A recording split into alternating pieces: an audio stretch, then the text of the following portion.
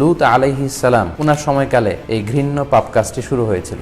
I'm a lesbian myself. They're human just like us. They bleed just like us. They love just like us. The people of Lut alayhi salam, Lut denied the warning. আজকের এই গল্পটা এমন একটা কাহিনীকে কেন্দ্র করে যা Abrahamic religious স্ক্রিপচার্সে বর্ণিত সবচেয়ে ভয়ঙ্কর ঘটনাগুলোর মধ্যে একটা নির্দিষ্ট জাতির উপর সৃষ্টিকর্তার এমন এক ধ্বংসলীলা যেখানে প্রথমে প্রচণ্ড শব্দের আযাব, তারপর সম্পূর্ণ নগরকে শূন্যে তুলে একেবারে উল্টে দেওয়া, আর সর্বশেষ সৃষ্টিকর্তা কর্তৃক চিহ্নিত বিশেষ পাথরের বৃষ্টিপাত, সেখান থেকে অগ্নিকাণ্ড, আর তারপর সবকিছু পুড়ে ছাই হয়ে যাওয়া। আজ থেকে 5000 বছর আগে যে স্থানে এই ঘটনার বর্ণনা পাওয়া যায় সেটি বর্তমান ফিলিস্তিনের পাশে মৃত সাগরের উপকূল নগরীর এক হারানো সভ্যতা, যেখানে এখনো সালফারের পাথর পাওয়া যায়। তীব্র দাহ্য এই পাথর 115% পিওর। বিজ্ঞানীদের মতে সূর্যের চেয়ে উত্তপ্ত হবার ক্ষমতা সম্পন্ন, যেখানে এখনো লবণের পাথর হয়ে দাঁড়িয়ে আছে এক স্তম্ভ।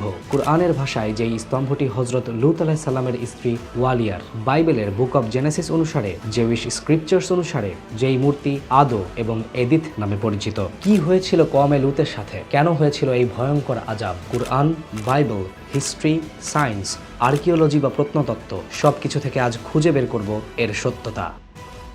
সূরা হুদে আল্লাহ বলেছেন, সীমা লঙ্ঘনকারীদের ওপর তিনি চিহ্নিত পাথর বর্ষণ করেছেন। সূরা আশ-শুআরাহ অনুসারে সেই পাথর বৃষ্টির নিদর্শন রয়েছে। বাইবেলের বুক অব জেনেসিস অধ্যায় 18 শ্লোক 20-21 বলা হয়, তাদের চিৎকার তাদের পাপের চেয়ে বেশি ছিল না। এই ভয়ঙ্কর আযাবপ্রাপ্ত জায়গাটির নাম সাদম এবং গোমরাহ, যেই জায়গাটি শূন্যে তুলে প্রচণ্ড জোরে উল্টে দেওয়ার পর তৈরি হয় দি ডেড সি, পৃথিবীর স্থলভাগের সর্বনিম্ন স্থান, যেখানে এখনো কোনো কিছুই জন্মে না, না প্রাণী না গাছ। এই সাদম এবং গোমরাহবাসী অথবা কওমে লূত ভয়ঙ্কর কিছু পাপে লিপ্ত ছিল, যার মধ্যে সবচাইতে ঘৃণিত এবং ভয়ঙ্কর পাপটি ছিল সমকামিতা। বিভিন্ন গ্রন্থ এবং প্রাচীন ঐতিহাসিক স্ক্রিপচার্স থেকে পাওয়া তথ্য মতে তারাই ছিল এই চরম ঘৃণিত মহাপাপের সূত্রপাতকারী, কুরআনের ভাষায় সীমা লঙ্ঘনকারী। 1975 সালে সিরিয়ার হিমস প্রদেশের ইবলা শহরে প্রাচীন এক রাজপ্রাসাদের ধ্বংসাবশেষ পাওয়া যায়। ধ্বংসপ্রাপ্ত পাঠাগারে পাওয়া যায় 7000 পোড়ামাটির লিপি, যার মাঝে একটি লিপি ছিল গুমরাহের রাজা বীরসার। কিউনিফর্ম লিপিতে লেখা রাজা বীরসার এই লিপি থেকে জানা যায় কওমে লূতের রাজধানী ছিল গুমরাহ অথবা আমুরা। কিন্তু কওমে লূতের অস্তিত্ব প্রমাণ করতে শুধু এই পোড়ামাটির লিপি যথেষ্ট নয়, প্রয়োজন আরও কিছু তথ্য উপাত্তের।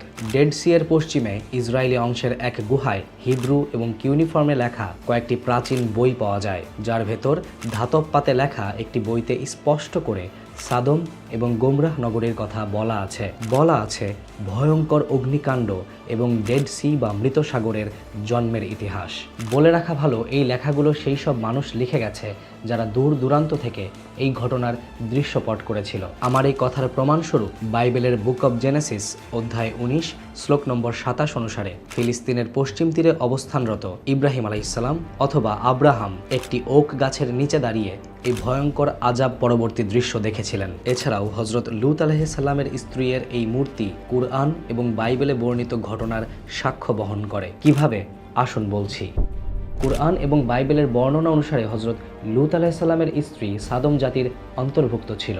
সপরিবারে লূত আলাইহিস সালাম যখন সাদম এবং গোমরাহ ত্যাগ করছিলেন, তখন তার স্ত্রী মাটির একটি ঘড়ায় সঞ্চিত অর্থ নিয়ে যাচ্ছিল কাঁধে করে। শহরের সীমা পেরোনোর পর পেছনে তাকানো নিষেধ থাকা সত্ত্বেও সে ঘুরে তাকায় আর সাথে সাথে পরিণত হয় জমাট বাঁধা লবণের মূর্তিতে। মূর্তির উচ্চতা 20 ফুট, মাথার উপরে মাটির ঘড়া বাদ দিলে 18 ফুট। আর্কিওলজিস্টদের মতে আজ থেকে 4 অথবা 5000 বছর আগে মহিলাদের উচ্চতা এরকমই ছিল। কিন্তু শুধু এতটুকুই প্রমাণ হিসেবে পেশ করা যাচ্ছে না, আরও 2টি যুক্তি সংযুক্ত করা প্রয়োজন। 1, লবণকে জমাট বাঁধিয়ে মূর্তি তৈরি কোনো মানুষের কিংবা পার্থিব সিভিলাইজেশনের পক্ষে সম্ভব না। 2, মূর্তিটি যেদিকে তাকিয়ে আছে ঠিক সেদিকেই ডেড সি অথবা আর্কিওলজিস্টদের পাওয়া তথ্য অনুসারে পাপের নগরী সাডম এবং গুমরাহ। কিন্তু এখনো প্রশ্ন থেকে যায়, সেই শহরের বিন্দুমাত্র অস্তিত্ব পাওয়া গেছে কিনা, আযাবের নমুনা পাওয়া গেছে কিনা, প্রমাণ মিলেছে কিনা। বলছি, আজ থেকে 1 মাস আগে ন্যাশনাল জিওগ্রাফিক তাদের ইউটিউব চ্যানেলে একটি ভিডিও প্রকাশ করে, যেখানে আলবার্ট লিন নামক এক ভদ্রলোক buried secrets of the Bible নামে একটি অনফিল্ড কেস স্টাডি করেন এবং বিভিন্ন বিজ্ঞানীদের সাথে কথা বলেন। হারানো সাডম এবং গোমরাহের খোঁজে তিনি মাটির নিচ পর্যন্ত যান। উপর্যুপদী প্রমাণসহ স্বীকার করে নিতে বাধ্য হন হারানো সভ্যতা, সাডম এবং গোমরাহের অস্তিত্ব।